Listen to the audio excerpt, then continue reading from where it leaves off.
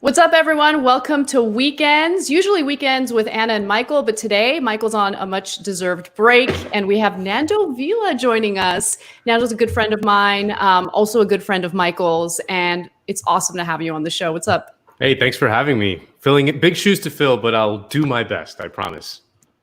You know your stuff. You know your stuff. I'm really excited for today's show. Of course, Michael is going to be missed. But we are going to have a great conversation later in the show with Nomi Prins, who actually used to be a Wall Street insider, but later quit Wall Street and became a whistleblower of sorts, and has been sharing much needed information, some intel about what goes on in Wall Street, and more importantly, what's happening with our economy right now. I'm sure most people have noticed a disconnect between the stock market and what average Americans are dealing with this pandemic. So how do you explain that disconnect? Luckily, Nomi Prins will explain it to us.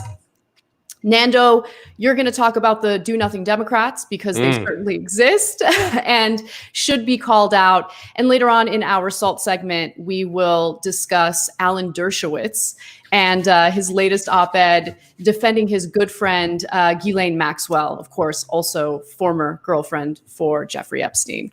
Yes. So I thought I'd start off the show today, Nando, by asking you, what's been on your mind lately? What's something that's been taking up some of your mental energy? Well, I'm glad we're talking to Nomi Prins because the thing that I'm obsessed with and I can't wrap my mind around is the scale of the crisis is just so large and unprecedented. I mean, we might be going through the biggest economic crisis in the history of capitalism. And I feel like I'm going insane because the entire political class is just nowhere near up to the challenge. I mean, it's just, it really feels like we're falling off a cliff and everyone's just kind of watching around wow, that sucks. And no one can do anything about it, right? It's not just the coronavirus and the 100,000+ deaths in America. It's just the scale of the economic crisis is just so big. And what's needed to be done is so big and unprecedented, at least in modern American history. And the feeling that no one is up to the challenge has me going crazy. So I'm happy that we're talking to Nomi to help me sort through all that. Well, look, if you're worried about it, as most people who are paying attention are, have no fear because it was just recently reported that Biden has chosen to side with moderate economic policies while completely ignoring what the progressive task force involving Bernie Sanders is supposed to help accomplish, which is more progressive economic policy. Maybe we'll talk to Nomi Prins about that a little bit as well. But yeah, it is scary. And I remember right as TYT was going to close its offices and have people work remotely, you and I hosted a show together. And you just you were so befuddled by what was going on because you're I don't know how, there is never going to be a normal after this because everything is just stopping. Some businesses have reopened, but tens of millions of Americans are still unemployed and people are just going about their lives as if this isn't happening right now. And it's insane. Yeah, I mean, just how you do this without a massive government intervention into the economy, how you plan on doing this without that is crazy. I mean, that's why we're seeing as soon as the businesses reopened, the spike in the cases already went up again because the government has done literally nothing. So it's just, I feel a sense of vertigo and insanity just thinking about it. So that's what dominates my mind these days. Yeah, definitely.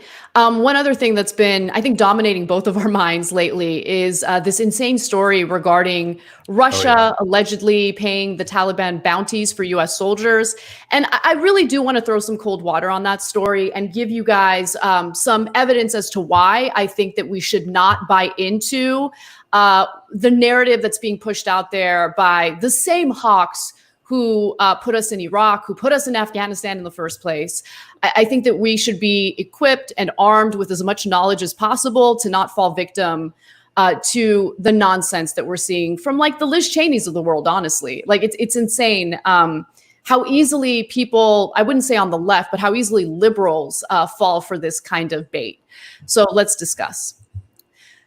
A few weeks ago, National Security Advisor, former National Security Advisor Susan Rice made what I would argue was an insane statement during an interview with Andrea Mitchell on MSNBC. Now, the interview touched on these allegations by intel agencies arguing that Russia was paying the Taliban bounties for U.S. soldiers in Afghanistan. Now, there was inconsistencies when it came to the intel.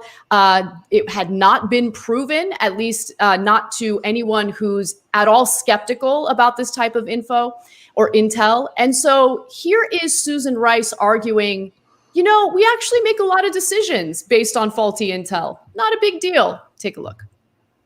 The intelligence on Osama bin Laden being in that hideaway in Pakistan was 50-50. 50-50, and President Obama went after bin Laden, and you know the results. Is intelligence ever 100% or most likely 100%? No, Andrea, look, I was National Security Advisor. I can tell the American people with certainty that we don't ever or very, very rarely have 100% certainty. And that's not what we're aiming for.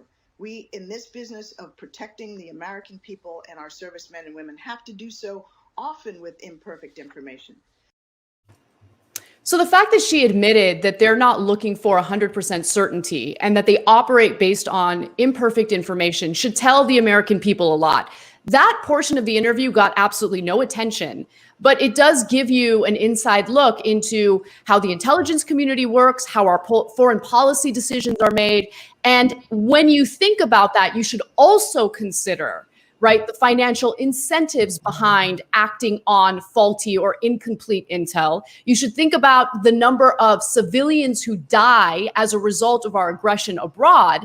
And this has led to all sorts of people calling for all-out war with Russia, which would be absolutely disastrous. We'll get to that in just a minute, but for now, let's focus on how questionable this so-called intel really is. So Susan Rice wasn't the only person who admitted that the intelligence is not bulletproof. In fact, a top U.S. general also admitted that there were some issues, some problems with this intelligence. According to CNN, General Frank McKenzie, the commander of the U.S. Central Command who oversees operations in the Middle East and Afghanistan, said that the intelligence concerning Russian operatives offering bounties to Taliban-linked militants was, quote, very worrisome, end quote, but that the information wasn't solid enough to hold up in a court of law. So it's important to know that the intel is not solid. But this story has been dominating news cycles as if it's already demonstrably true. It is not. After reading the intelligence reports, McKenzie also admitted, and this is a direct quote, I just didn't find that there was a causative link there. In this case, he continues, there just wasn't enough there. I sent the intelligence guys back to continue to dig on it. And I believe they're continuing to dig right now. And look, this is a perfect narrative for liberals who want to oust Donald Trump, because the whole argument is that Donald Trump was briefed on this and that he did nothing about it because he's in bed with Vladimir Putin. I don't know if Trump was actually briefed on this. I don't really care if Trump was briefed on this. What I do care about, though, is whether or not the intel that the media is reporting on as if it's true really is true. And based on what I've read through a very skeptical lens, it is not. It has not been proven. And I think that it's incredibly destructive and irresponsible to report on it as if this has already been proven. Now, McKenzie does seem to operate on the same flawed logic heard from Susan Rice. During his statements, he also said the intelligence wasn't proved to me. It was proved enough to worry me. It wasn't proved enough that I take it to a court of law. That's often true in battlefield intelligence. And quite honestly, that's part of the problem. We rely on faulty intel to carry out drone strikes, signature strikes. These are the types of attacks that happen abroad that lead to unnecessary deaths of civilians. And then, during the Obama administration, the argument was we need to do this in the fight against terror, and civilians who die are collateral damage. And this perpetuates more war, more hostility toward the United States, and it's immoral, unethical, and just plain wrong. So warmongers are already beating the war drums due to this incomplete, inconsistent, faulty intel. And the Republicans over at the Lincoln Project, who absolutely despise Donald Trump, have exploited the storyline for this ad. Now, I'm going to show you a portion of it, and it's important for you to focus on the very last part where it's clear what these, Bush-Cheney era Republicans are hoping for moving forward. Months ago, Donald Trump learned that the Russians were paying bounties for dead American soldiers in Afghanistan. He chose to do nothing about it. Any commander-in-chief with a spine would be stomping the living shit out of some Russians right now, diplomatically, economically, or, if necessary, with the sort of asymmetric warfare they're using to send our kids home in body bags. Asymmetric warfare. So it doesn't surprise me at all. It doesn't surprise me at all that the same people who were very supportive of the Bush administration and his foreign policy would now turn around and start goading the United States to engage in absolute warfare with Russia, which again would be absolutely disastrous. We also need to be skeptical of the timing of this so-called intel, because on June 27th, the Trump administration was actually finalizing plans to pull 4,000 US troops out of Afghanistan. I don't agree with Trump on pretty much anything, with the exception of some foreign policy decisions. Now, he did not understand why we still had troops in Afghanistan. We've been there for far too long, so he wanted to start withdrawing troops. But of course, the military-industrial complex didn't like that. People like Representative Liz Cheney, Dick Cheney's daughter, didn't like that. And so the Trump administration would have reduced the number of troops from 8,600 to 4,500, and would be the lowest number since the very earliest days of the war in Afghanistan, which began in 2001. It would pave the way for a U.S. exit, which Donald Trump remains determined to achieve. Now, in response, Liz Cheney issued a statement on her website, and here's what the statement said. The U.S. Taliban deal allows for premature troop withdrawal that is not conditions-based. Afghanistan Partnership and Transparency Act, which was an amendment proposed by Cheney, will help ensure that Congress and the American people are fully informed about America's withdrawal from Afghanistan and the impact it is having and will have on our security. So already they had proposed an amendment to the National Defense Authorization Act. And then all of a sudden, 2 days later, we hear about this intel. Oh, gee, isn't that convenient? So now with this renewed National Defense Authorization Act, the amendment that Cheney proposed is included, and the House Armed Services Committee voted overwhelmingly in favor of this amendment, jointly sponsored by Democratic Congressman Jason Crow of Colorado and Congresswoman Cheney of Wyoming, prohibiting the expenditure of monies to reduce the number of U.S. troops deployed in Afghanistan below 8,000 without a series of conditions being met first. For these troops, according to Glenn Greenwald, for these troop reductions from Afghanistan to be allowed, the Defense Department must be able to certify, among other things, that leaving Afghanistan will not increase the risk for the expansion of existing or formation of new terrorist safe havens inside Afghanistan, and will not compromise or otherwise negatively affect the ongoing United States counterterrorism mission against the Islamic State, Al-Qaeda, and associated forces. So it's the same talking point that we've heard from these hawkish lawmakers who have loved engaging in these types of conflicts abroad. Oh, this is all about our fight against terror. We absolutely need to be there. But as you guys all know, that is the never-ending storyline to persuade Americans to be supportive of these wars. But luckily, polling has shown that Americans are sick of it. When Trump was considering war with Iran, his own supporters started to rebel against him, which is pretty rare to see. And so the appetite for war certainly isn't there. I think that there were Trump haters and Trump supporters alike, who are actually very supportive of his efforts to withdraw U.S. troops from Afghanistan. But now all of a sudden we have this questionable intel that was further amplified by the mainstream media. So I also want to talk about the fact that there's already been attempts to link Russia to the Taliban. Years ago, it was alleged that Vladimir Putin was helping to arm the Taliban against U.S. soldiers in Afghanistan. And surprisingly, there was a hearing on this. The hearing took place in 2017, and General Jim Mattis actually testified before the House Armed Services Committee and argued that these accusations really don't make much sense. Take a look. So I think that this is very difficult to discern why they would do something that's not in their best interest. I'm not ready to say precisely what it is. I want to see more evidence about how deep the support is. It's just hard to believe Iran's had their diplomats killed by Taliban. Russia certainly has had enough problems coming out of terrorism in South Central Asia.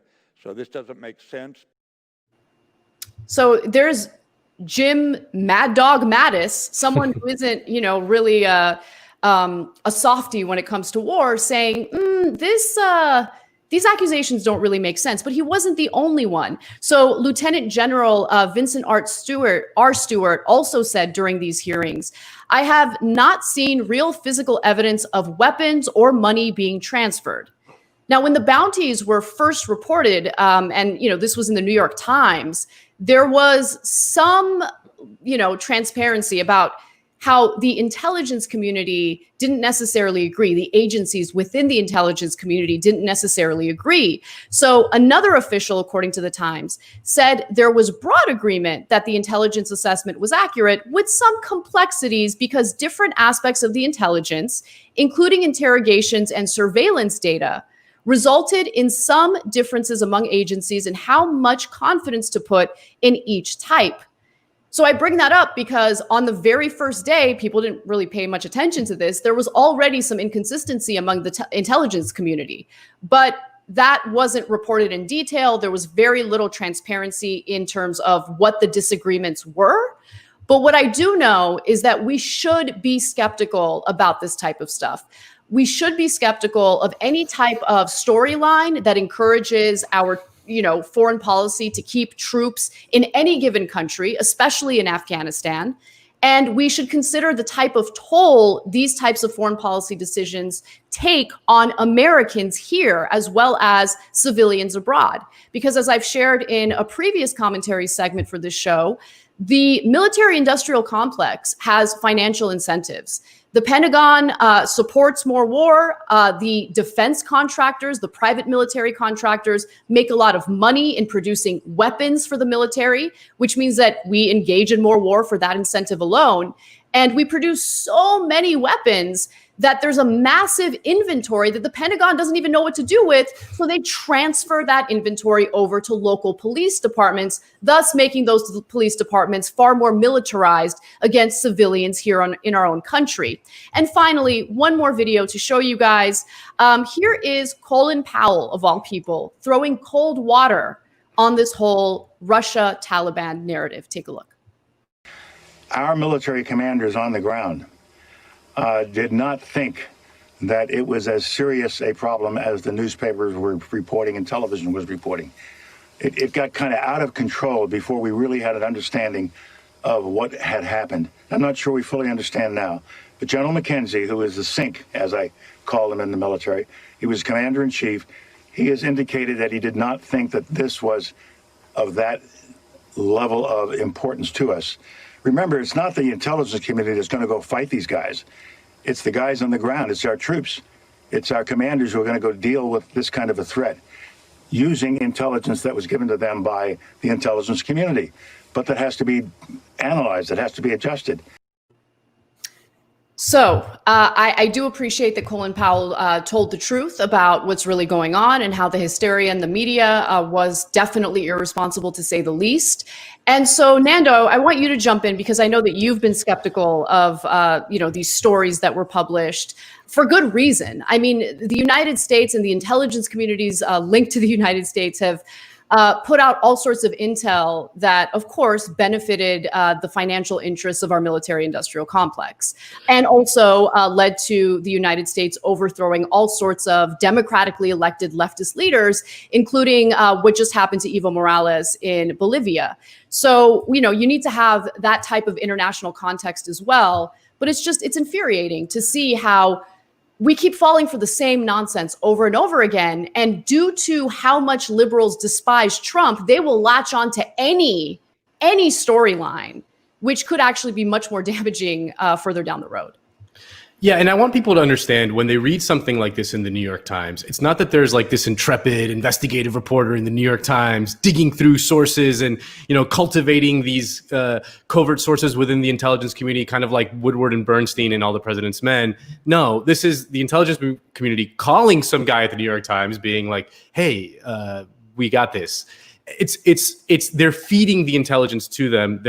It's not something that the New York Times is prying out of them, right? Which means that they have some sort of motivation to make this information public, right? So you have to understand what that motivation is. And as you said, it is very, very not surprising that it comes just as the president is trying to remove troops from Afghanistan. I mean, this is something they do not want. They want forever war. They want to be in these places as many places as possible with as many troops as possible at all times. And this kind of harebrained scheme that, you know, the Russians are paying the Taliban to kill U.S. troops or something, it just fits so neatly into so many narratives that the United States has perpetuated in history to form these casus belli against other countries, right? I mean, the Mexican-American War was started on some bullshit, right? Like about like some U.S. soldier got killed over the Rio Grande or whatever, and lo and behold, oh, we got to invade in Mexico and take half their territory. The Spanish-American War, the USS Maine blew up in the harbor of Havana, and oh God, we got to invade Cuba and, you know, kill all the evil Spaniards. Gulf of Tonkin in Vietnam, yada, yada, you know, over and over and over again. All of these stories in retrospect turn out to be basically lies. And this is just the latest example. I mean, we had Iraq, we had all the stuff in Libya where it looked like it was going to be this like genocide, imminent genocide. And we got to go in there, and then we go in there and then everything falls apart. This is just the latest thing. And then this idea that the Taliban needs some sort of extra financial motivation to kill U.S. troops. I mean, the U.S. has been in Afghanistan since 2001. We've been there for 19 years. Over 100,000 people have died in Afghanistan. Like, when you're in a war, when you're invading another country, people shoot back. I mean, that's just what happens. It's like this idea that, oh my God, they're getting an extra $500 a head to, you know what I mean? Like, it's just so right. It just doesn't pass the smell test, you know, right away. It's totally, it's so transparent, right? It's all just so transparent, and people fall for it because no one has any memory about anything. You know, no one remembers what happened in Iraq. This is the exact same playbook that happened in Iraq. You know, all manner of insane stories being published in very respectable outlets like the New York Times, which then turn out to be false in retrospect. But we gotta do something about it. We gotta do something about it. And this is just the latest in them. So please, I beg people, do not fall for this again. Exactly. Just one point that I want to piggyback off of. So you mentioned, you know, the Taliban didn't really need any type of incentive from Russia to attack U.S. soldiers. Remember, they view U.S. soldiers as an occupying force in Afghanistan. I wonder why they would do that. Maybe because the U.S. is occupying Afghanistan. And by the way, this also further, I think that the way that this narrative was crafted in some ways is kind of clever, because if there's any examples that they can point to of the Afghanistan attacking U.S. soldiers, they can blame it on these Russian bounties. Or if it happens again in the future, would you look at that? It's because of Russia, right? But no, you guys remember the Taliban was already attacking U.S. soldiers. Why? Because they see the United States as an occupying force in Afghanistan.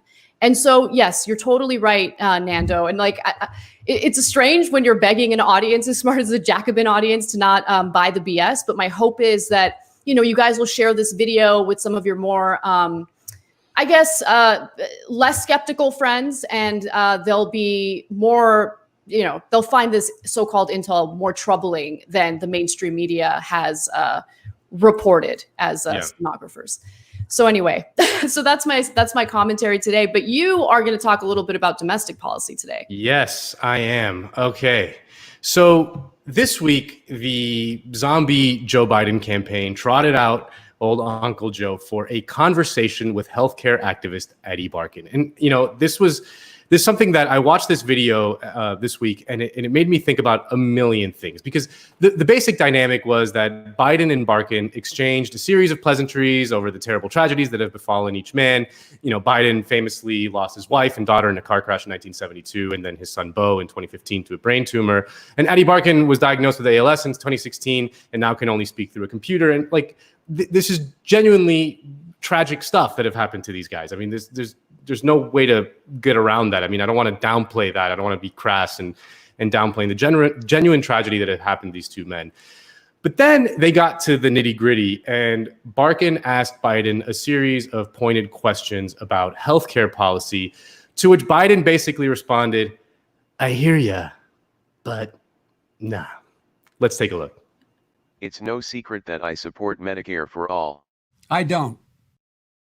See how easy that was? The flat no. It's just like, no. And then Adi tries a different way. Maybe if he frames the question a different way, maybe this time Biden will agree. Healthcare guaranteed is a human right, but taking away the right to have a private plan if you want a private plan, I disagree with. There's three things that I propose that we can do, and we can do it quickly. I support a public option as well. We can get a public option passed, and we can get it passed quickly. Number one. So yeah, that's basically it. They had the conversation. Biden didn't budge on a single thing, and they both went on their merry ways. Literally nothing was achieved by this. But of course, this didn't stop liberals from gushing over this exchange with things like, "More of this, please." Even friend of the show, Hillary Clinton, got involved, tweeting out, quote, "Healthcare is a right, not a privilege. This important conversation between Adi Barkin and Joe Biden gives me more confidence than ever we'll realize that truth in our policy soon." And liberals just love this kind of thing. As Adolph Reed says, they love to, quote, "bear witness to suffering and not actually do anything about it."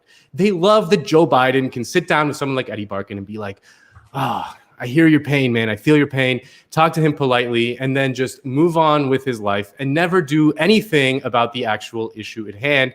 They don't actually believe in politics anymore. I mean, remember this classic Hillary Clinton line on healthcare.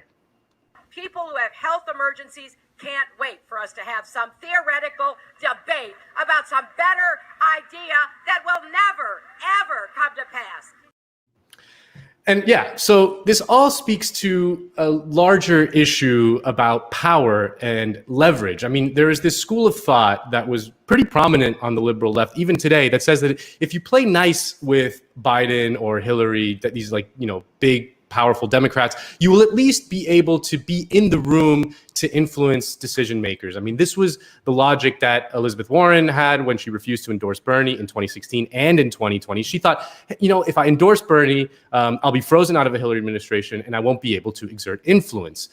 And that's just flawed. I mean, the extent that she can exert influence is if they fear her, not if they like her, if that makes sense. I mean, this was, sadly, arguably the logic that Bernie had when he suspended his campaign, that if he played nice with Joe, at least he'll be able to talk to him and influence him. And the big concession he got was that he and his people were going to be included in these task forces to devise policy for the Democratic Party. And they did the task forces, and the results are in, and they're not great. This Bloomberg headline pretty much sums it up. It says, quote, "Democrats' joint policy proposals largely eschews Sanders' agenda." It was basically a bigger way of what happened with Joe Biden and Eddie Barkin. I hear you, but no, And listen, I'm the last person on the planet to hate on Bernie. I love that man with all my heart. I really do. But we have to start realizing that we're not going to get anything meaningful out of this decrepit Democratic Party by playing nice with them. And it's just not going to cut it. They have to fear us. And right now, they just don't. And I want to be sympathetic because maybe Bernie calculated that we really just don't have the strength right now to make them fear us. I mean, we still only have 10% union density in this country. And until that changes, they will not fear us. But to quote Marco Rubio, let's dispel with this notion that playing nice or being in the room is going to get us anything. It isn't. So Anna, what do you think? Yeah, I love this commentary. And I totally agree with you. I'm glad that you brought up Bernie, because if we're going to be critical of Warren's theory of change, which we certainly have been, we also need to take inventory of Bernie, honestly, both during the primary election and after, with this whole task force. Look, we have to be in a world where we're not discussing what our next move is as if we have power in this country. The working class, the left, we don't have power. We don't. And so we decided that we hit a double, and we haven't hit a double. We're still on home base. We haven't hit the ball. Yeah. Look at me doing a sports reference. Look at, wow, I'm shocked. Yeah, you hit the ball. You know what you did, Anna, with that sports metaphor? You knocked it out of the park. I did. Actually, I don't know. But if you say that I did, awesome. But no, but just going back to the point, I just think that, look, when it comes to Joe Biden, right? Joe Biden has made a political calculation, and it's actually a pretty smart political calculation. He is going to support the policy proposals of individuals who have power and who have contributed to helping him win if he does win. So as much as I love the viciousness of the ads coming from the Lincoln Project, let's not forget who the Lincoln Project consists of. These are hawkish Republicans. They're not even liberal Democrats. These are hawkish Republicans who put us into all of these never-ending wars in the Middle East. They certainly want to continue on with those policies. They don't want any input from progressives, and they have the power and the ability to aid Biden materially with his election. And so we need to really take stock of what's happening in this country, what the reality is, and pivot to a place where we're actually organizing and encouraging widespread strikes throughout this country. Really, that's the only way that we can accomplish anything when it comes to any type of change economically in the U.S. We can't wait for some Democrat who claims or some so-called progressive who claims that they can influence Biden. They can't. We know they can't. Biden's given a middle finger to every single one of the progressives who have tried to influence him. Yeah. And, Alex Perrine tweeted out this week something that is 1000% true, is that there's two very real countervailing forces within the Democratic Party right now. One is that the neocon takeover of the leadership of the Democratic Party that you just described, especially through these things like the Lincoln Project, is a very real thing. And they are absolutely listening to them, and they will actually absolutely have power within a Joe Biden administration. The other countervailing force is that the average son or daughter of a typical progressive in a big city in America is 10,000 times more radical than their parents are, right? And those two forces are existing within the Democratic Party at the exact same time. It's just a recipe for disaster. It's a recipe for an absolute rupture at some point. And these task forces is it's a perfect example of what we're talking about, right? I mean, things as easy and low-hanging fruit as marijuana legalization, they weren't able to get that. They can't even get to marijuana legalization. There is zero political penalty that you pay from the voters for advocating for marijuana legalization. I mean, that has passed in state after state. Even red states have passed, softening marijuana laws. That is just the easiest thing that could genuinely probably excite a segment of the Democratic Party base. They couldn't even get to that. I mean, let alone phasing out all fossil fuel production, all oil and gas production in the United States. They don't even do that. They did this thing where they're going to get the electrical grid to be carbon neutral by 2035, but still maintaining oil and gas production for other things. And it's what? That's nothing. To the scale of the crisis, that is nothing. And this idea that we're just going to keep on kind of nudging them, and that they're going to be receptive to just be well, okay, you're convincing me, that's just not how it's going to work.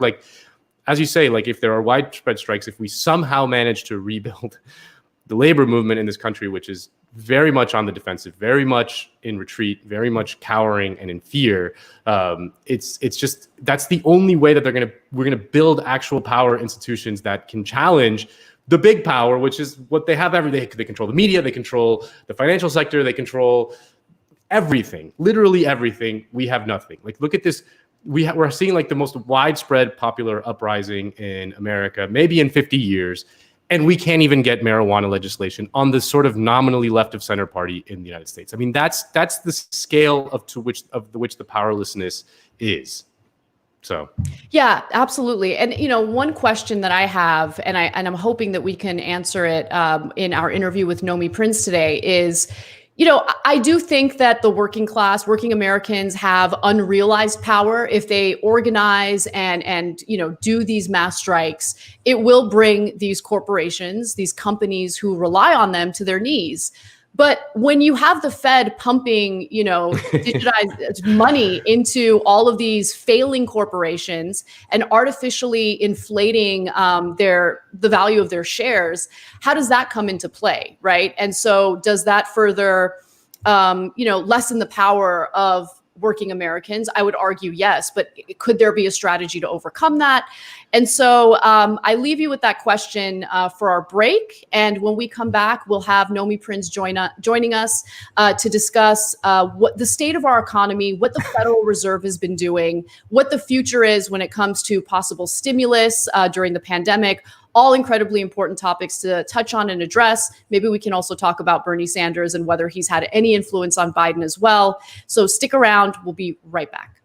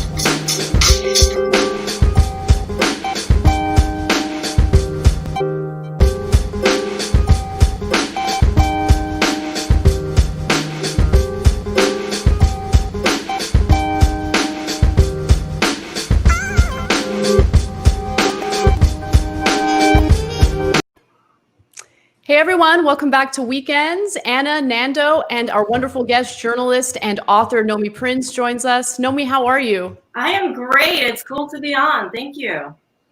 Thank you so much for coming on. You're working on your new book, and I know you're busy, so I'm tremendously grateful that you took the time to have this important conversation with us. So let me just urge everyone who's watching right now to please pick up Nomi's book. It's excellent. Collusion, How Central Bankers Rigged the World. It's certainly relevant for the discussion that we're about to have, including monetary policy, what the Fed is doing, and how this pandemic really is making people question the huge disconnect between the stock market and what average Americans are dealing with right now. So let me start with the first question.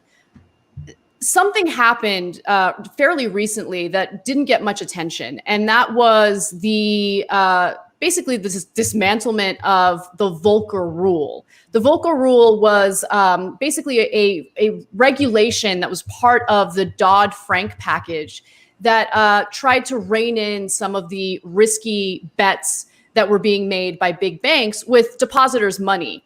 And so that rule was essentially repealed. Can you talk about that a little bit and what it means?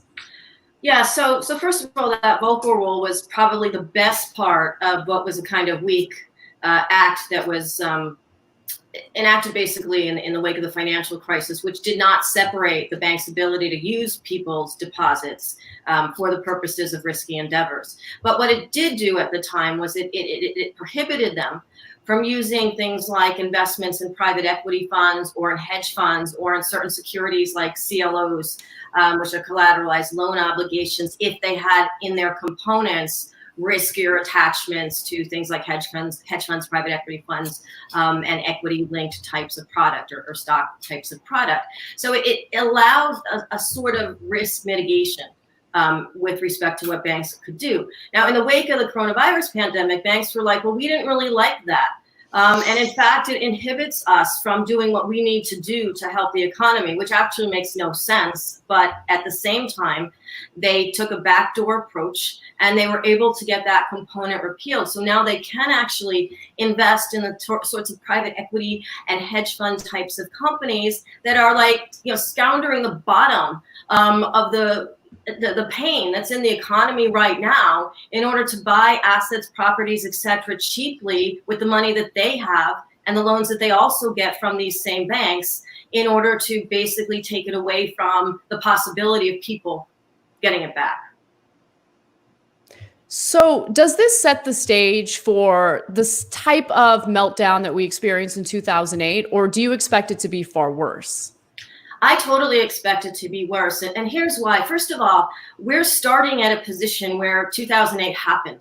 And the result of 2008 was disproportionate support to the financial committees of the Wall Street banks, to the Wall Street banks themselves, to corporations, and so forth. As a result, the debt that was accumulated throughout the market system had already begun this pandemic crisis period at record highs. So our fall from this period was already going to be from a higher height of debt inflation, of equity market inflation, of just the sheer unprecedented already attempts of the Federal Reserve and other central banks to prop up markets while they're saying that what they're doing is to prop up the economy, which it's not. The markets get disproportional help. That's how we started. You take the pandemic and this period into it, and they've gone into like total overdrive mode. The book of the Fed, its own balance sheet, had increased from a $3.7 trillion level last August when it had already started to pivot to easing because the banks were having liquidity problems already going into the fall. And it grew by the end of 2019 to 4.1 trillion. That was almost the height of where it had been in the wake of the financial crisis of 2008. Since then, it has gone to $7 trillion. It zoomed past the highest limit of the financial crisis of 2008. And Bill Dudley, who is the former New York president of the Federal Reserve, of the New York Fed, basically said it could go to 10 trillion. That is more than double the amount of sustenance that the Fed is now offering in many different extra modes than it had done during the financial crisis. You add all that together and that height goes even higher. And so when we fall, it's from that much higher of a position. That creates a larger financial crisis, which creates a larger economic crisis, and it creates a bigger distortion, what I call permanent distortion, between the markets and the real Main Street foundational economies.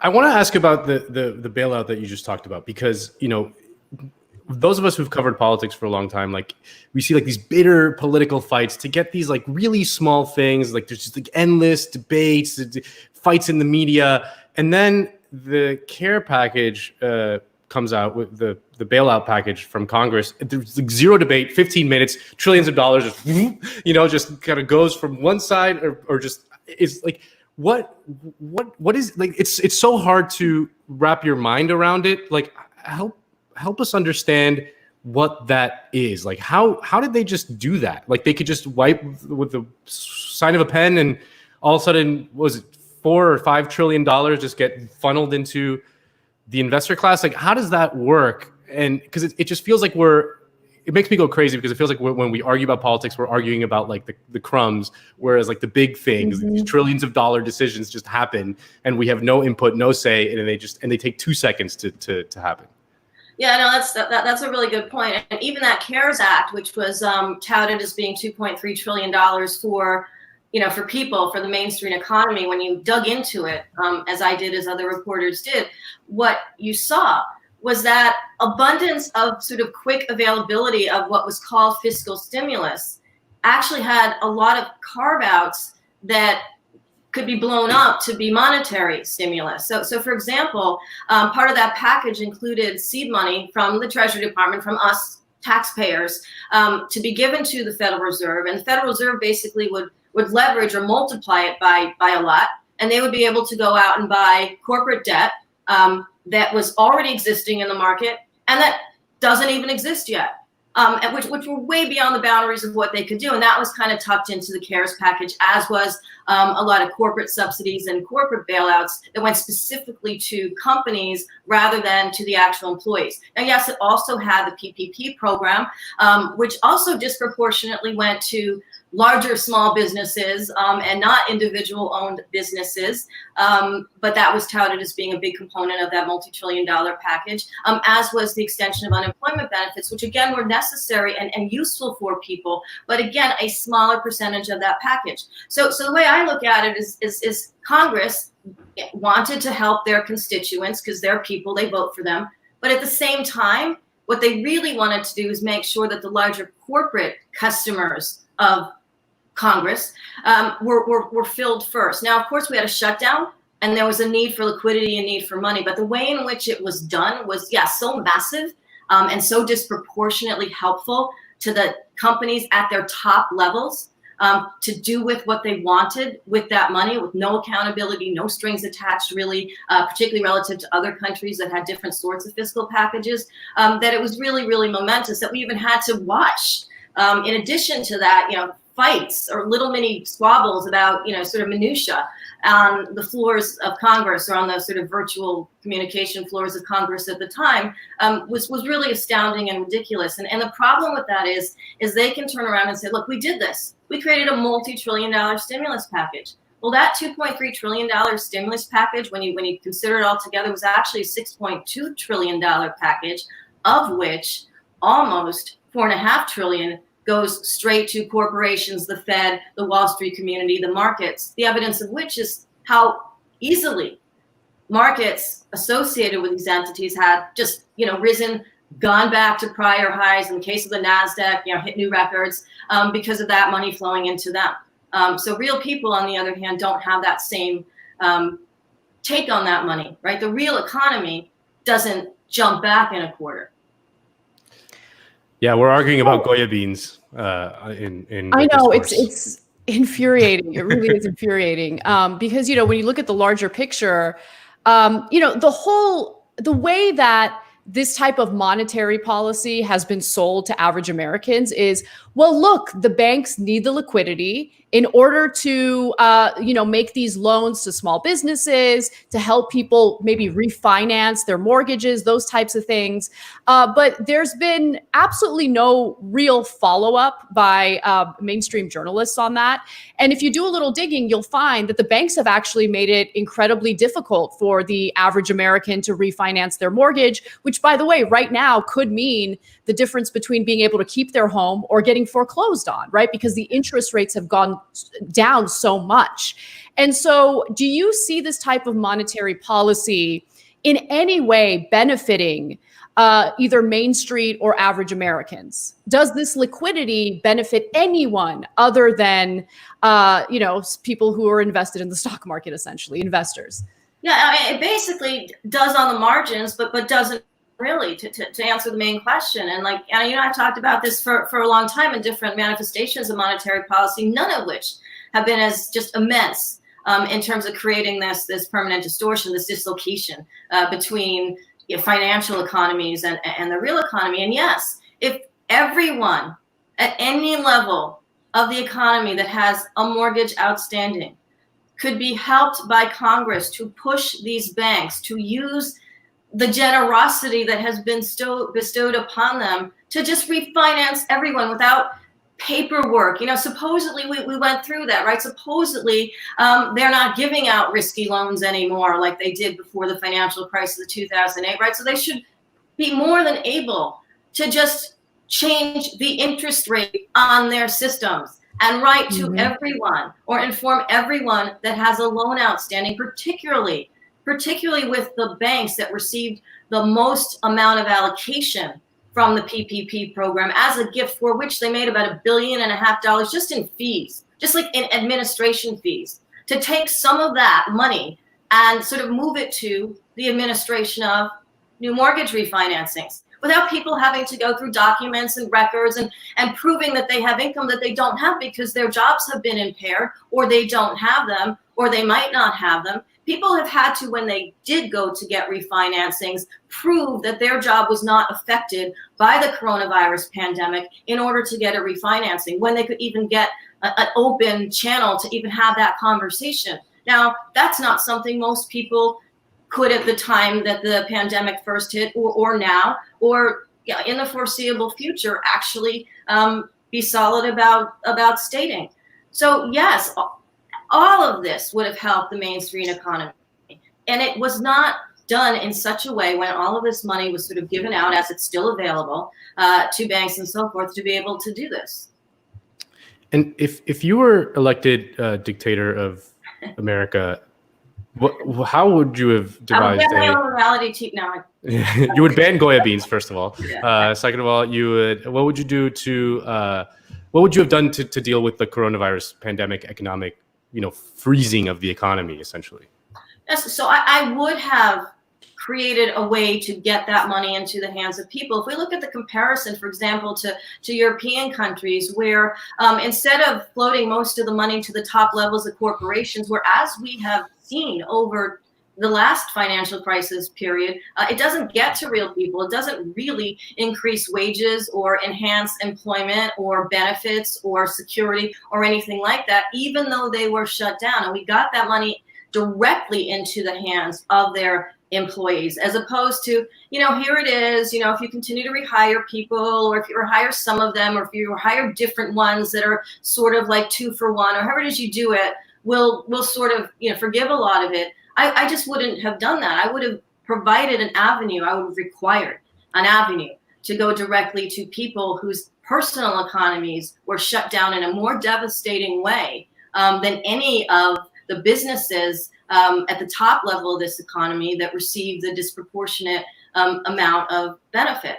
I would have also made all of healthcare in order to be tested, in order to be tested for other types of illnesses outside of our main very bad sort of healthcare system, which in many states was overrun because of the pandemic and could still be overrun in other states as we see other waves or the same wave expanding, or however it is we look at it, to make that accessible as well. Because if you take the possibility of $6 trillion or whatever number you put on just this immense amount of money as a quarter, 20% of the GDP of the United States, which is a significant sum, that there are ways to get it directly into the hands of people. And that wasn't done. I mean, come on, waiting weeks to get a $1,200 check so that President Trump could sign it. That helps nobody pay for their basic necessities. So I wouldn't have to sign the checks either. I think things should have gone out much more quickly. And I would have required any bank that it was in between an individual and this money to not receive fees on this, to have those fees go pass through to those individuals in order for them to get on top of the money they were receiving an extra bit just for the fact that they needed to receive it. And sort of the list goes on from there.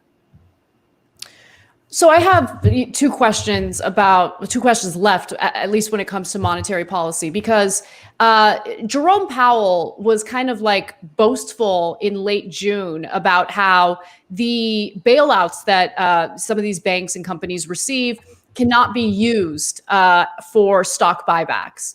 But later we learned that the money can be used for something else to, again, pay back these investors, give them a nice return on investment. Can you talk about that a little bit?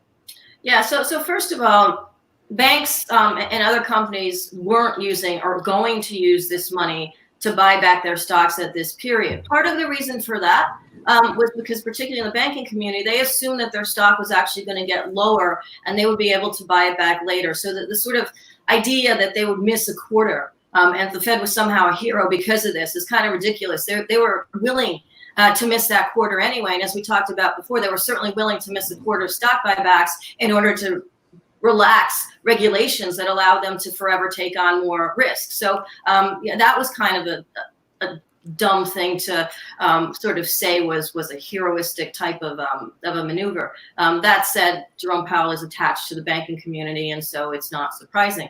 In terms of other things, though, the Fed has done, they have opened the doors to buying corporate bonds, and not just ETFs or exchange traded funds, which are basically a way of buying into the overall market of corporate bonds, and sort of that money would then just kind of lift that overall corporate bond market, which in itself is like an artificial stimulation at the top level, not the employee level of these companies. But what it allows for is the companies to buy more of their own debt, basically by retiring it and issuing new debt at cheaper levels, because the Fed also brought rates back to zero. So what we've seen in the past 6 months is a more than doubling of the amount of new debt that companies have taken on because they know that the Fed is going to buy some of it.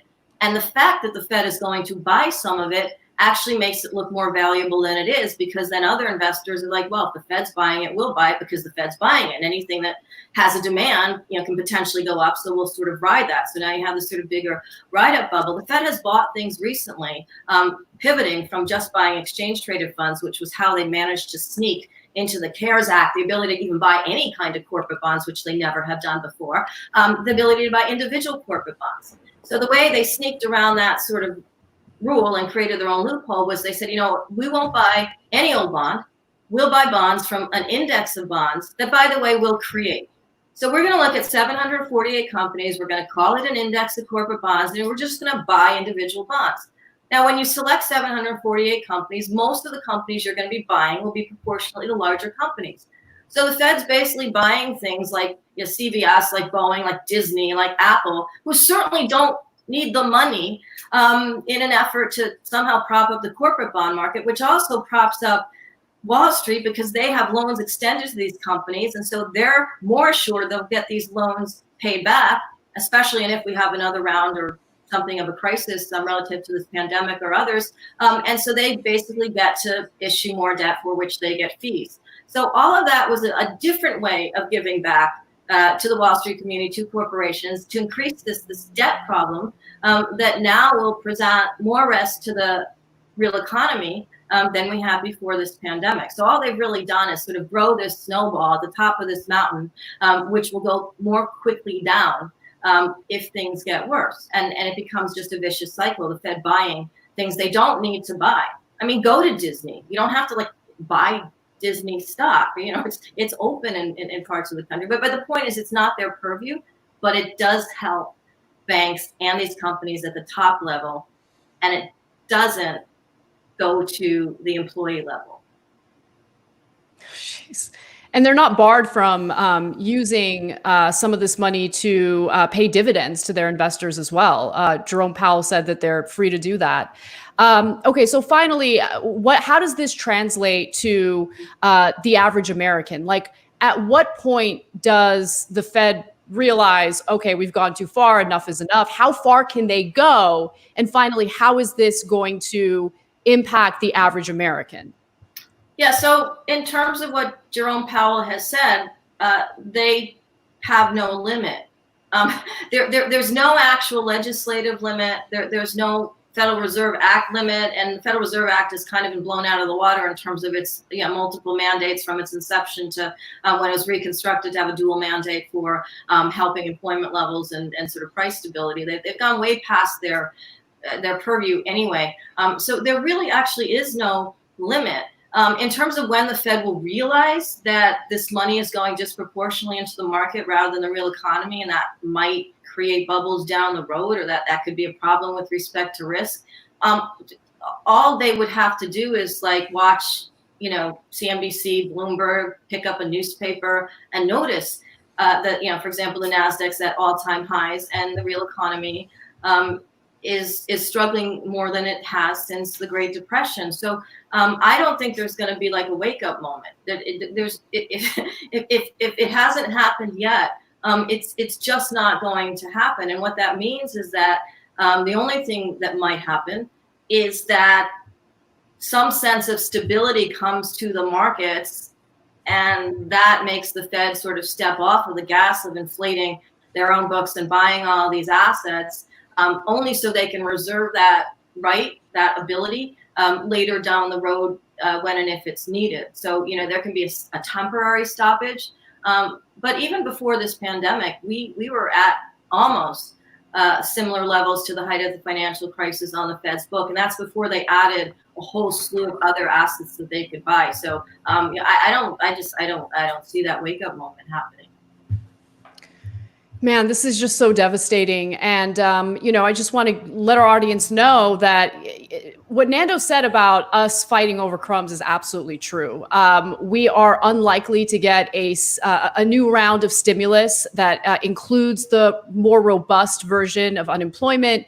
And this is going to impact housing in America as well. So according to recent studies, and this was published in CNBC, almost 1/3 of US households, that's 32%, have not made their full housing payment for July yet. And that's according to a survey by our Apartment List, an online rental platform. About 19% of Americans made no housing payment at all during the first week of the month, and 13% paid only a portion of their rent or mortgage. Renters are especially vulnerable. 36% of renters who are more likely to work in industries devastated by coronavirus missed their July housing bill, compared to 30% of homeowners. And so I bring all this up, keeping in mind that this was during a time when Congress did allocate some financial relief to ordinary Americans. And now we're hearing from Republicans that, well, would you look at that? We've spent too much. And so we're not going to really help the way that we did before. We just want to reopen the economy and get people back to work, even though the virus and the pandemic is completely out of control at this point. Yeah, it's so sad, because the reality is any of these numbers are apparent, and they're not just numbers, they're actual people. They're people who can't pay their rent because they don't have jobs.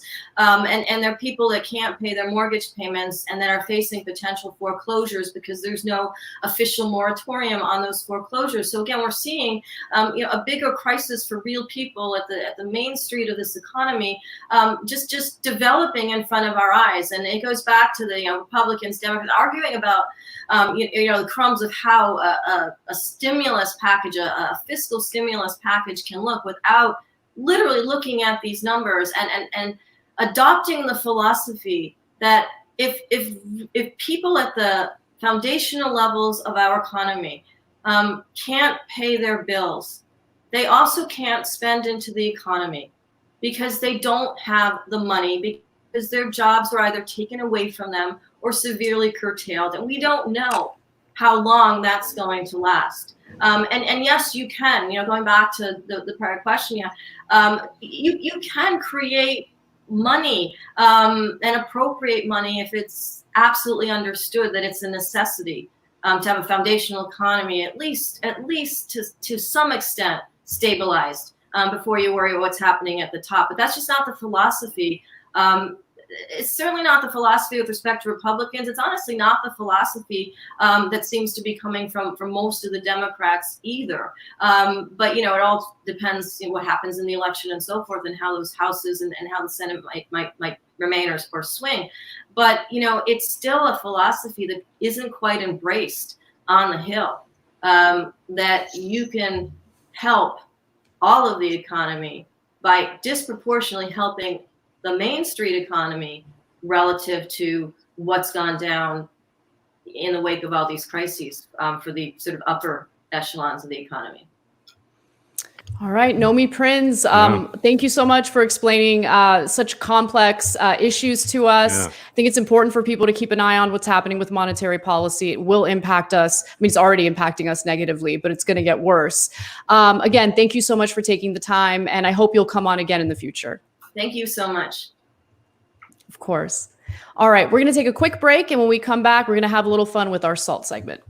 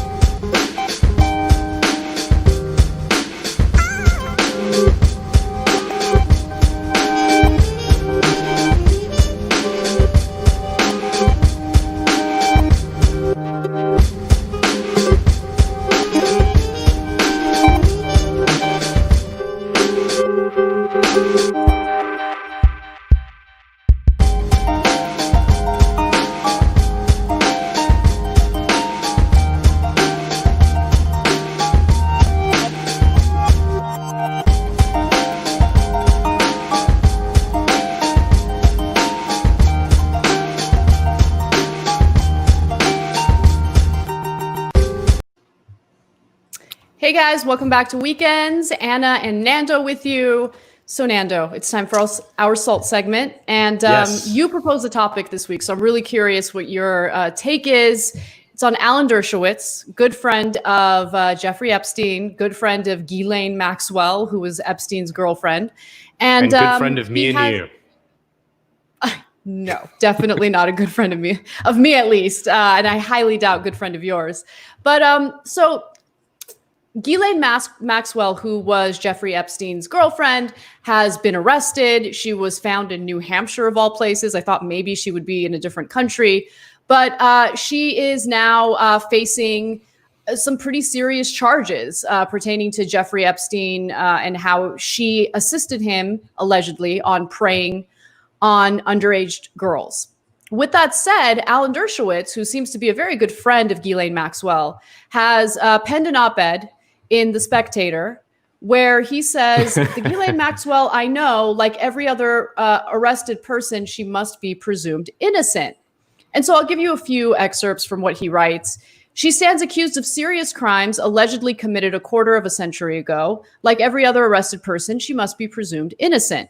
Many in the public will presume her guilty because of the portrayal of her in the Netflix series about Jeffrey Epstein. But no one should believe anything they saw in that series because it was based largely on the accounts of two women with histories of making dubious accusations. Now, since we're talking about people with dubious histories, Alan Dershowitz relied on smearing the reputations of women who came forward with these types of accusations in the past. So just keep that in mind for context. He mentions specifically Virginia Roberts Guttray, who has accused Prince Andrew of sleeping with her or basically statutory rape because she was underage. And so, you know, I tried to watch that Netflix series. It was just too disturbing, to be honest with you, Nando. So like after an episode and a half, I was like, yeah. The stuff I cover for news is disturbing enough. I don't need to be consuming this during my free time. But what do you make of this op-ed? Well, it's just, so Alan Dershowitz is just a very funny character in American life. And he's almost like a Zelig figure, you know, like that Woody Allen documentary Zelig, where he just kind of like exists in all the little episodes of the last 40 years. Like he's just kind of there in some way. Like he was OJ's lawyer, you know, he's just like, he gets trotted out in front of the TV cameras every time there's like some issue with Israel to defend like the most hawkish position, pro-Israel position. He's, you know, he was Harvey Weinstein's lawyer. Like he just is there kind of in the upper echelon of our ruling class, existing as this kind of figure that we get to glimpse at because he's, for whatever reason, loves to be quoted in the media and loves to be public about all this stuff. Like, you know, the opening paragraph of that article that he wrote in the Spectator is like, I was introduced to Ghislaine Maxwell by the Rothschild family, and I've only ever hung out with her in front of the Clintons and Nobel Prize winners, and like, you know, it's like, you know, he's basically like giving away the game right there, that he's just this kind of figure that exists within the ruling class, maybe probably because he's willing to do all the dirty work for them. But he can't really help himself. So he always wants to be out there in the public, in a way being a sort of lightning rod, like, or a shock absorber, right? Like I think maybe he plays the role of like, I'm going to go out there, I'll be the front line of defense, I'll take all the hate because I'm this weird, you know, person who doesn't mind that, or maybe gets off on it or something, but I'll absorb all the hate while you guys can just stay private in the background, in the shadows. You know, I'll cover for you. So yeah, because, you know, there's no other explanation to me as to why he constantly puts himself out there like this. Like he tweeted out like, well, you know, I hope there are videos that Epstein took about all the sex charges, because you'll find that I'm not in it. So like, please, law enforcement, find the videos, you know. And it's like, it's just like he's almost like, it's almost, he reminds me of the Jinx documentary with Robert Durst. Like he's like itching to confess, you know, and he's just kind of that's an interesting take, towing around, you know, like and not really going it. But yeah, I mean, that's I think what's going on kind of on a deeper level is that like Alan Dershowitz, you know, who's like a hilariously pathetic human being, somehow is, I mean, he's like disgusting, you know, like he's just like an awful human being, like, but somehow he's in this like ultra elite club that you and I are not a part of. And I think that's why. I think that's what he does. It's like he's like, I will bear the brunt, you know, so that you guys can be in the shadows and protected.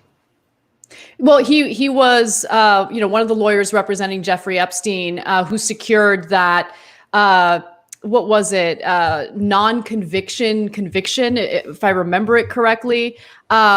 So he got Jeffrey Epstein, let him get off with like a state charge, so he wouldn't have to deal with a lengthy federal conviction and sentence.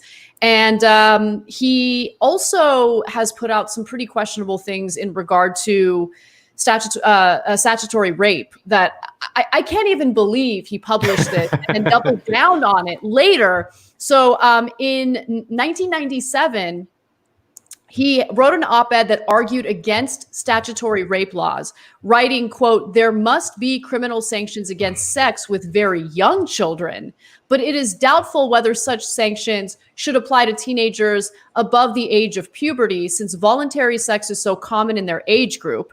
And then he suggests that 15 was a reasonable age of consent, no matter how old the partner was. So in his mind, and he put this on paper in 1997, he argued, as long as the girl's 15, doesn't even matter how old the guy is. He could be like 65, sleeping with a 15-year-old, and that no one should question that. No one should find an issue with that. And when that came up in the middle of the Jeffrey Epstein story, like really blowing up, he decided to double down, and he said the following: "I stand by the constitutional, not moral argument I offered in my controversial op-ed. If a 16-year-old has the constitutional right to have an abortion without state or parental interference, how could she not have the constitutional right to engage in consensual sex? So, yeah, there are... He's begging to confess, right? Like he's just begging to confess. It's just like he's putting it out there. And I think he serves this sort of almost like a vanguard party role for the ruling class. Like he's the guy putting himself out there. Maybe he has like some sort of weird humiliation fetish or something that he likes to just get this like public hate. But he's the one putting himself out there to cover for the sick, disgusting pedophiles that actually rule our society, right? That's just like it's so painfully obvious to me in some ways. Obviously, you can never prove that this is all just wild speculation, but that's like what I think is going on. Where it's worth remembering, like Dershowitz, who was defending Jeffrey Epstein, was one of the guys who got him that plea deal, and as part of that plea deal, they gave immunity not just to Jeffrey Epstein, but to anyone who was a co-conspirator of Jeffrey Epstein that was either named or not named in the original indictment, right? Like, it's insane. Like, I don't even know that that's legal. Like, to just like anyone who was involved in this specific thing is immune, and anyone who we don't even know, like, we're not even talking about in this specific charge, who was also involved is also immune. You know, like the brazenness of it is, it's almost like the last segment, right? The brazenness of just like, they can, with a wave of a pen, just funnel trillions of dollars, just seemingly out of magic, you know, out of thin air, just trillions of dollars. Here you go. No strings attached. Just do with it what you will. Buy a yacht, you know, buy a private island to do weird sex cult things on. And the brazenness of this whole Epstein thing, right? Like, it's just, again, it just reinforces the feeling that we're arguing about crumbs. I mean, like, what are the two things like the discourses have been arguing? I mean, we've been arguing about Goya beans, and we've been arguing about the free speech letter. It's like, meanwhile, all this stuff is just happening at the highest levels, and we have very, very little power. So like, it just, I don't want it to fall into like, I don't agree with like falling into like a sort of like nihilistic despair, like there's nothing to do about it. It just, like, I think we should just stop arguing about bullshit, you know, and look at the real thing. Like the ruling class in this country has so much more power than we care, that we can like process in our brains, and we need to focus on that. We need to focus obsessively on that and stop focusing on each other and all this stuff. Like this is all just, we're all just kind of cosplaying politics. We're not doing actual politics. The real politics is existing there. Yeah, look, I think one of the best conversations on the Jacobin YouTube channel is with Matt Christman, where he like really does break down like what led to so-called cancel culture, right? And it's just like that feeling of powerlessness where you feel like you're doing something through this cancel culture rhetoric on social media, but in reality, it's not doing anything to fundamentally change the system that we're trying to change and fight back against. And you're right. Like when I saw, so my partner mentioned the Goya story to me the other night, like, you know, before it really blew up, and I just said, I don't care. I just don't care. Who cares? Because okay, I hate Trump. Like, I don't like Trump, but of course, some CEO is going to love Trump and support Trump. Trump's been great to CEOs. And so, sure, if boycotting the beans or whatever products, you know, you've been purchasing from Goya, if you've been purchasing stuff from Goya, makes you personally feel better, makes you feel like you're doing something ethical, cool. But just understand that that doesn't do anything to fundamentally change the system. And it also doesn't do anything when an entire like news cycle is dedicated to that story, right? It's a distraction. Yeah. And it's been frustrating. Look, I've been personally struggling with balancing the news stories that everyone wants to know about, everyone wants to watch, right? Go to the Young Turks YouTube channel. Yeah. The stuff that matters, it'll get, you know, maybe tens of thousands of views. The nonstop salacious or like controversial stuff, the cancel culture stuff, the Donald Trump is dumb stuff blows up hundreds of thousands of views. And it's frustrating. It really is frustrating because we need to just shift the focus back onto the stuff that matters. And I think just looking at the view counts of what does well gives you a sense of why we've been losing. And so what can we do to get people back on track, get people on track, not back on track, get people on track to focus on the right things? Yeah, I mean, the culture war is it's a very powerful thing. It absolutely sells. Yeah. It's like, you know, the old adage that sex sells. No, the culture war sells. You know, like that's the reality that we live in these days. Like if you're an active soldier in the culture war, your brand will be reinforced. Your personal brand will be improved. That's just a reality that we live in today. And you're right, like the cancel culture stuff, which is like, of course, very real. Like anyone who's worked in media can speak to that. Like anyone who denies that it's a real thing is lying. And it's not just that it's not doing anything to change politics in this country. It's reinforcing the powerlessness that we feel. I mean, the only thing we have is our numbers, right? The only thing that we have is that we're more than them, right? That's literally the only thing we have. Everything else is nothing. We don't have anything else. So, and they have everything. They have all the power.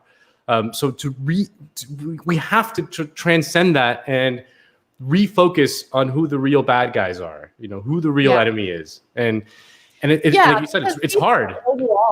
People overall, regardless of how much you agree with their political views, people have their bad moments. Humans suck.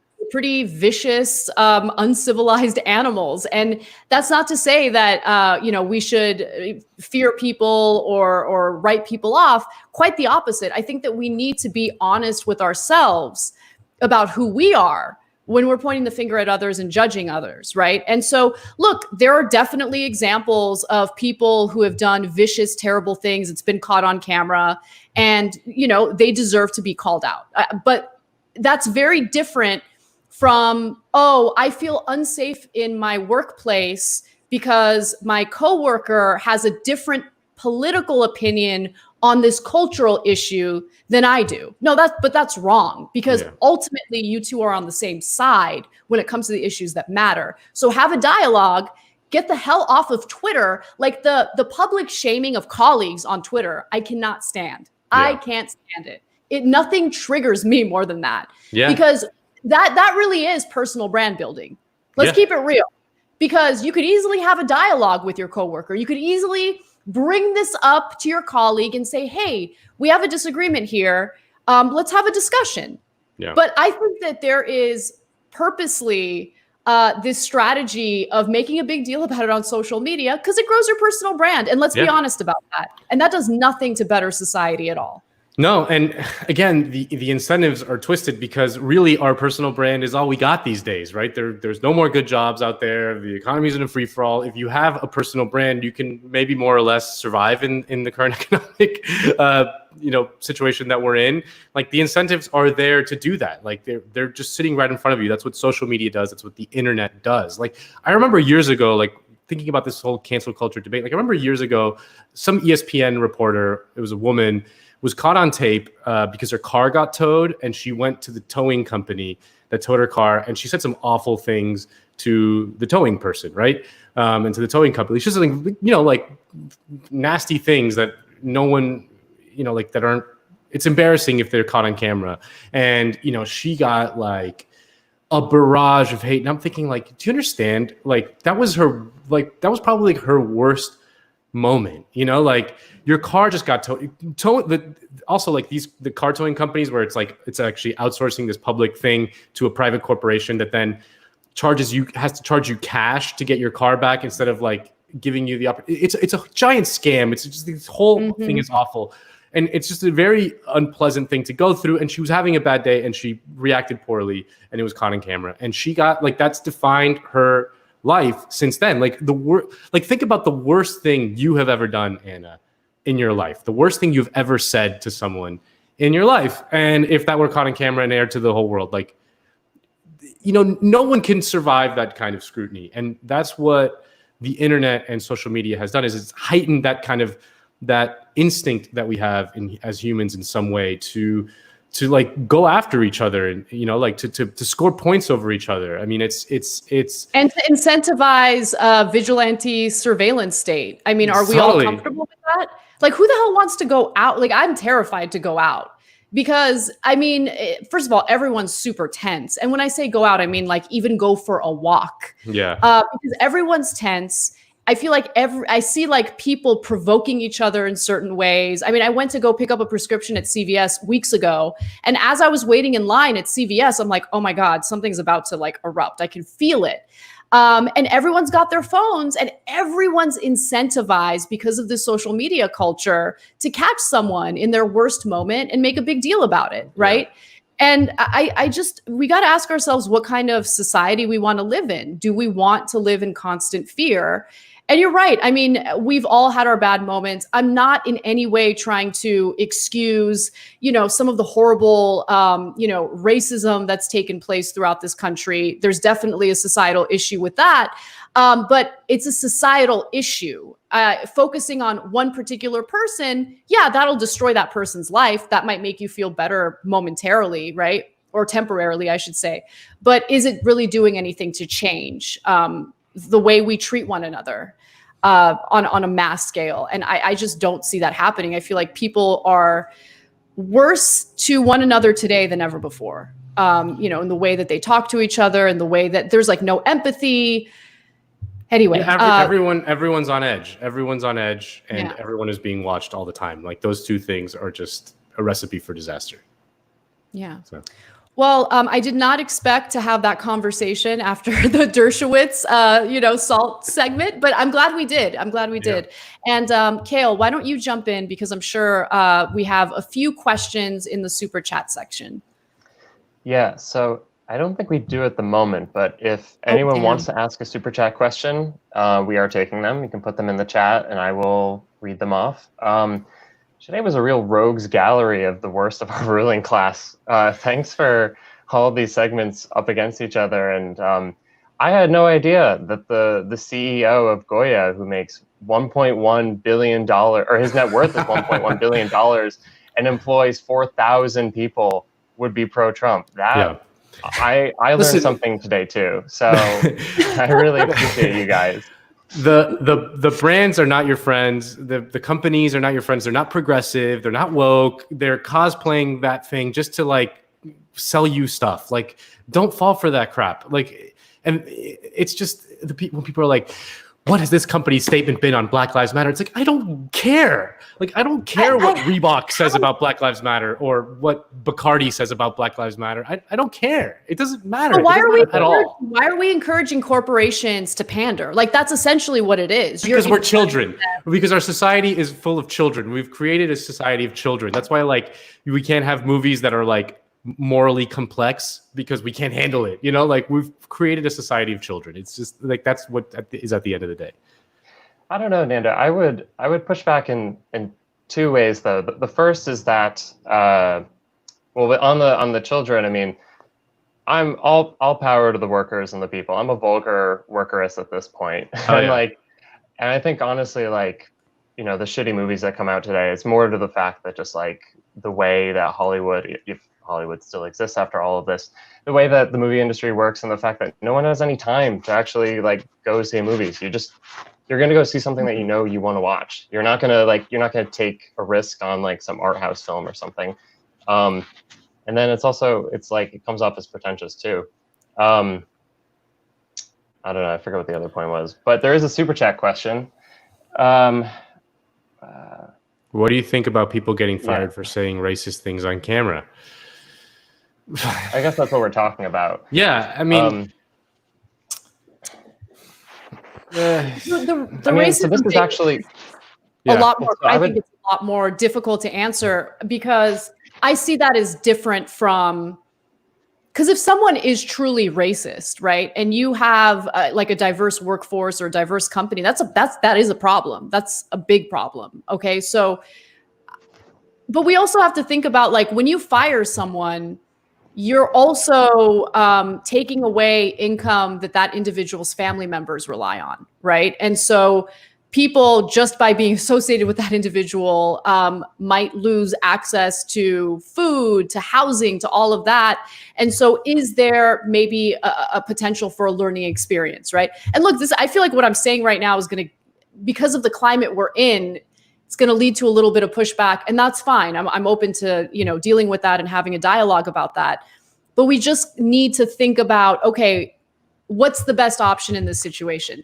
In other cases, though, I don't know what you guys think, but I just see a lot of nonsense about, oh, this person should be let go, or they should be fired because they said something 25 years ago, or there's a tweet from 2009. Like, I saw that they were trying to cancel Jameel Hill over something she had tweeted literally in 2009.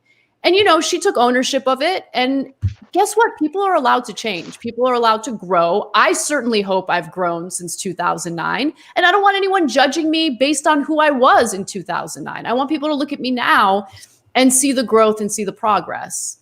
So that's where I come at from that. Yeah, I mean, there's cases of like baseball players that were drafted and they said like some horrible thing. They tweeted out some horrible thing when they were like 14, and then that, like, they were kids, when they did it, and that is still affecting them today as professional adults.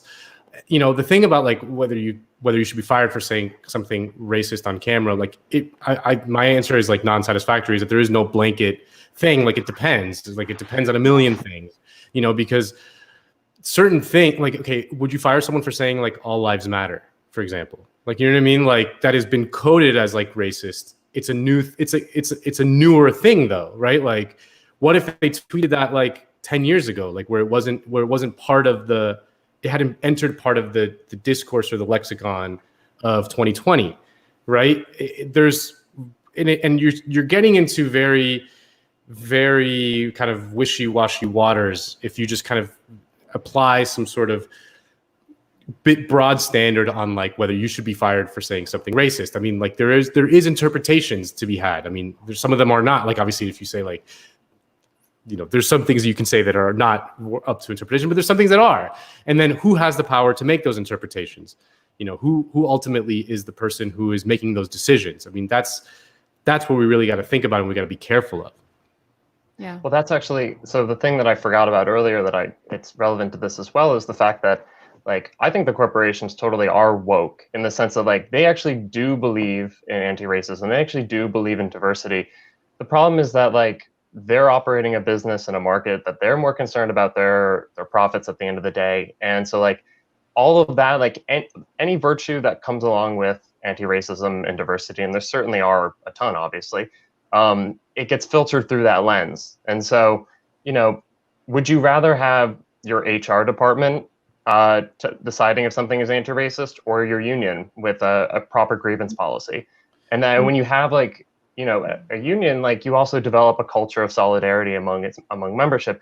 Not necessarily, not every time, but far more likely, and a healthy democratic union would, that coworkers are seeing each other as brothers and sisters, looking out for one another, rather than pitting one, actually doing the boss's work of pitting yourself against others and fighting against each other in the labor market. And I think, like, in a socialist society, what would we say, what would happen in a better world? Sure, I mean, like, I'm sure, like, you obviously would need to push back against racist or bigoted statements, but when it comes to cancel culture, for instance, like, the question is, does this get in the way of, like, the relevant work at hand or the relevant task at hand? Like, is what someone is saying actually, like, encumbering their ability to work with others, or, like, do we have freedom of speech, like, not just in public society, but, like, all of society? Well, I mean, the big point that you made there is that, like, if it's put in the hands of HR departments, it's going to boomerang back and affect poor working people. I mean, that's just the reality of it. HR doesn't work for you; it works for management. That's just a fundamental thing. They don't care about you. Things like that. Yeah, exactly. They're going to be extra cautious when it comes to these types of accusations, and probably go overboard in terms of punishment or firings, because they want to avoid a lawsuit. I mean, that's one of the main purposes of HR. Yeah. Right. So, like, if there was in a situation in which there was like you said, a large, robust, healthy labor union, and some worker in the union got caught saying something racist on camera, and then the labor union got together and they decided that worker should be expelled for whatever reason, that's a healthier way to deal with it than if like you just leave that decision up to the bosses, which is what it is now, you know, and like they'll be the ones interpreting whatever the person said is racist or not, or, you know, or a fireable offense or not. And that just giving them that power, giving them more power over us to fire us is just, I think it's just counterproductive. It's just going to end up hurting more than it helps. Mm-hmm. Yeah, absolutely. So let's do, let's see, it's a couple more super chat questions. Pulling them up over here. So one of them, a little more philosophical. I'm interested what you guys think. Champagne Communista asks, do you think that some people are born evil, or do you think that terrible people are actually just a product of a sick society? I'll let you guys start off with that one. This is not the right time to ask me that question because I'm honestly not in a healthy mindset. I'm literally working with a therapist on it because I don't want to think this way. But if I were to be completely honest with you right now, in this unhealthy mindset, I have trouble believing that all people are inherently good. I think that there are people that can't be saved. But I want to be wrong, and I want to believe that, yeah, I mean, we do live in a system that incentivizes bad behavior. And I want to believe that, and I'm working toward it. You know, I think that human beings broadly respond to incentives that are present in the society, and then you just see that like across different societies and across history, right? That if the incentives are set up in a way that promote mutual help, mutual aid, that people will rise to the occasion. And I think that when you see it often in things like this pandemic, right, where you see both very genuine and inspiring displays of human empathy and solidarity and mutual aid, and then you see awful behavior. And I think at the core of it, it's what, you know, people at some level like to feel like they're being led. And what we're seeing here in this country is a total abdication of leadership, to a point where I think people are left up to their own devices, and I think people are scared and confused. And I think that in that situation, people will do very, very awful things. I generally, though, do believe in the inherent goodness of people.